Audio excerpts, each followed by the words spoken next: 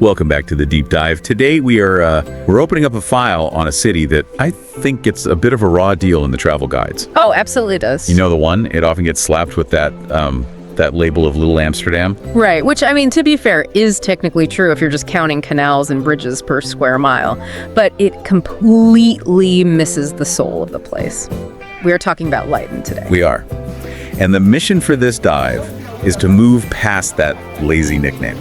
Because when you actually dig into the sources we have, the military archives, the scientific journals, the letters from American pilgrims, you realize this isn't just a satellite city. No, not at all. It's a powerhouse. It punches way above its weight class. It really is. If Amsterdam is the commercial face of the Dutch Golden Age, Leiden is the brain. And the heart, I'd argue. We have a trajectory here that goes from a Roman frontier post to a city that literally drowned itself to survive a siege, and then used that trauma to birth one of the most important universities in Europe. It's a massive case study in resilience, and not just the stiff upper lip kind, but a radical, destructive resilience that changed the course of history. So let's start at the bedrock, or, well, the mud, I guess, because the sources emphasize that Leiden's location wasn't just random. No, it was the edge of the known world. Exactly. In the Roman era, the Rhine wasn't just a river, it was the limes, the northern boundary of the Roman Empire.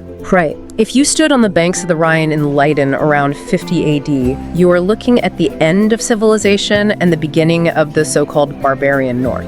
And that frontier mentality really seems to stick with them. But what caught my eye in the architectural notes was the burcht. Because, I mean, when you picture the Netherlands, you picture it flat as a pancake, right? Yes, entirely flat. But right in the center of Leiden, there's this hill. A completely man-made hill. This is the Burcht van Leiden. It's a shell keep sitting on top of a motte, which is an artificial mound of earth, and it's about 12 meters high. And we have to pause on the effort that requires. This is the early Middle Ages. Right, no bulldozers. Exactly. This is people hauling baskets of wet Dutch soil, day after day. Why go to that extreme? Fear, pure necessity. In the early Middle Ages, you had two existential threats. You had Vikings coming up the river, and you had the water itself. Floods. The Burcht was essentially the ultimate panic room. So if the dikes broke, or the sails appeared on the horizon, the entire town retreated up that hill. It's such a visceral image, and the notes mention you can still climb it today. You can, yeah. It's a public park now. You walk up these winding stairs, you pass through this gateway from the 1600s, and suddenly you're looking down on the rooftops in the countryside. Just a physical reminder that this city was born out of a desperate need for protection. And that it grew. It went from that small refuge to getting official city rights in the 13th century, which allowed for defensive walls and real governance. Which brings us to the main event. The timeline jumps to the 16th century. We are right in the middle of the 80 Years' War. The Dutch War of Independence. Right. And this is where this story stops being about a hill and starts being about a siege that genuinely reads like a Hollywood thriller. It really does. We need to set the stakes here for you listeners. Yeah. It's 1574. Who is fighting whom? So it's the Dutch rebels. They are Protestant, fiercely independent, and they are up against the Spanish Empire, which was the undisputed superpower of the globe at the time. Right, Philip II of Spain. Exactly. He wants his rebellious provinces back, and he wants to crush the Protestant heresy. And Leiden is the linchpin. If Leiden falls, the rebellion in the south of Holland collapses completely. So the Spanish army, led by Valdez, surrounds the city. But they don't attack the walls, do they? No, they just wait. It's a classic starvation siege. Brutal. They build a ring of forts around the city to cut off all food supplies. And it works. By the summer of 1574, the city is desperate. We have accounts of people eating rats, boiling leather shoe soles for soup. And the plague breaks out too. Yes, thousands die from disease and starvation. There's that famous anecdote in the notes about the mayor, Van der Werf. The people are rioting, demanding surrender because they're starving to death. And he steps out into the crowd. It's a legendary moment. It blends fact and folklore a bit, but he supposedly tells them, "I have no food to give you, but I have a sword and an arm. Cut my body into pieces and distribute it among yourselves, but I will not surrender to the Spanish." Which remarkably shuts the crowd up. It does. They decide to hold on. But holding on isn't enough. They need a miracle. And this is where the sea beggars come in. The Guzen. Yes, these were the rebel naval forces. Think of them as a rough, pirate-like fleet. They had a plan, but it was the nuclear option of the 16th century. essentially, yes. William of Orange, the rebel leader, sends the order. He says, break the dikes. We really have to contextualize this for the listener.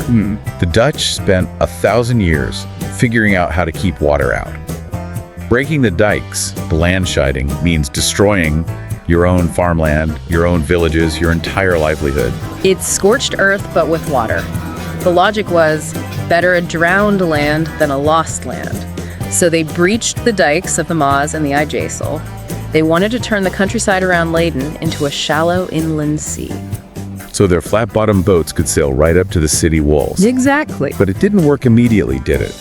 The sources mentioned the wind was wrong. This is the truly agonizing part of the story. They break the dikes in August, but the water barely rises. The wind is blowing from the east, which is pushing the water back away from the city. So the Spanish are just laughing in their forts. While the city is slowly dying inside the walls. And then October arrives. The wind shifts. A massive autumn storm hits. The wind swings around to the northwest. It pushes a wall of water over the ruined fields. The water level rises rapidly. Suddenly, the Spanish soldiers in their trenches are waking up with water at their ankles. In their knees. And the sea beggars are riding that storm right in. They sail their fleet over what used to be potato fields. Yes. They engaged the Spanish ships in between the treetops of submerged orchards. It's an incredible image. The Spanish completely panic. They can't fight the Dutch on water. They flee in the middle of the night on October 2nd. And on the morning of October 3rd, the rebel fleet sails into Leiden. And they brought herring and white bread, which, to a population that had been eating boiled leather, must have tasted like the finest meal on earth. And that's why, even today, if you are in Leiden on October 3rd, the entire city just shuts down. It's a massive party. It's their 4th of July, the Leiden's onset. They still hand out free herring and white bread at the Way House. It's a direct, unbroken link to that moment of survival. But here's the pivot point in our deep dive. Usually a city that has been starved, plagued, and flooded takes decades to recover. Oh, at least. But Leiden does something unexpected. William of Orange wants to reward them for their bravery. Right. He offers them a choice. Now, this is the legend, but it aligns perfectly with the history. He offers them either a perpetual exemption from taxes, For a university. and they chose the university. Which is mind-blowing. You have a devastated local economy, and you turn down a tax break. But they understood something fundamental. They understood that knowledge was a form of power that lasted far longer than money. So, in 1575, Leiden University is founded. And the sources describe this absolute explosion of intellect. It wasn't just a school, it became the Silicon Valley of the 17th century. That is a great analogy. Because of the Dutch policy of tolerance, the university became a magnet. If you were a scientist, a philosopher, or a theologian who was being censored in France or Italy or Spain, You came to Leiden? you came to Leiden. Let's look at the tech of that era. The reading mentions the printing press played a huge role in this boom. Massive. The Elsevier family, who were famous printers, set up shop in Leiden, and they revolutionized reading. How so? Well, before them, books were these massive, heavy, table-sized objects meant for monks and wealthy scholars. The Elsevier started printing small, pocket-sized classics, portable knowledge. So they basically invented the paperback, Yeah. or the Kindle of the 1600s. Basically, yes. They completely democratized information. And speaking of information, let's talk about the medical school, the Theatrum Anatomicum. The anatomical theater. Now, this wasn't just a quiet classroom, was it? Oh no, it was a public spectacle. They performed dissections that people could come and watch. This was where modern medicine began to separate from medieval superstition. And you had figures like Herman Boerhaave later on. Yes, who basically invented the concept of the teaching hospital, learning by the bedside, observing the patient, not just reading from old Greek texts. The notes actually say Boerhaave was so famous that a letter addressed simply to Boerhaave Europe would find him in Leiden. That is a true story. He was known as the teacher of Europe. Peter the Great of Russia actually came to Leiden specifically to learn from him.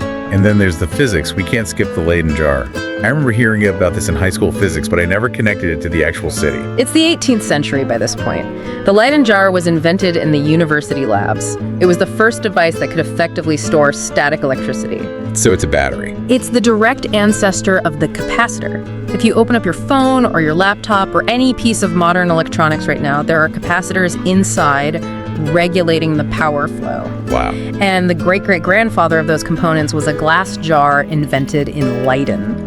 So you have electricity, anatomy, international law, all booming. And you also have art. We definitely have to mention the local boy, Rembrandt. Rembrandt van Rijn. Born in Leiden in 1606. His father was a miller, actually. Leiden was full of windmills back then. Did you go to the university? He attended briefly, yes, but dropped out to focus entirely on painting.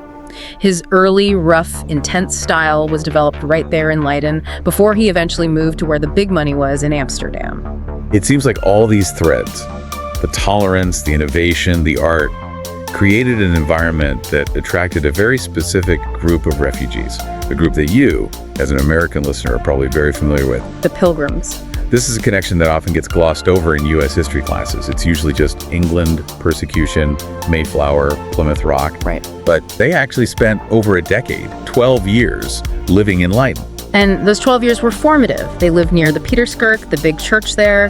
Many worked in the textile-heavy industry, but here is the fascinating nuance the sources point out. Yeah, this blew my mind. They didn't leave Leiden because they were being persecuted there. They left because they were treated too well. Wait, really? They left because of tolerance? That seems completely counterintuitive. In a way, it is. They were afraid their children were becoming too Dutch. The kids were speaking Dutch, they were marrying locals, and they were losing their distinct English separatist identity. So the freedom of Leiden was actually a threat to their tight-knit sect. Exactly.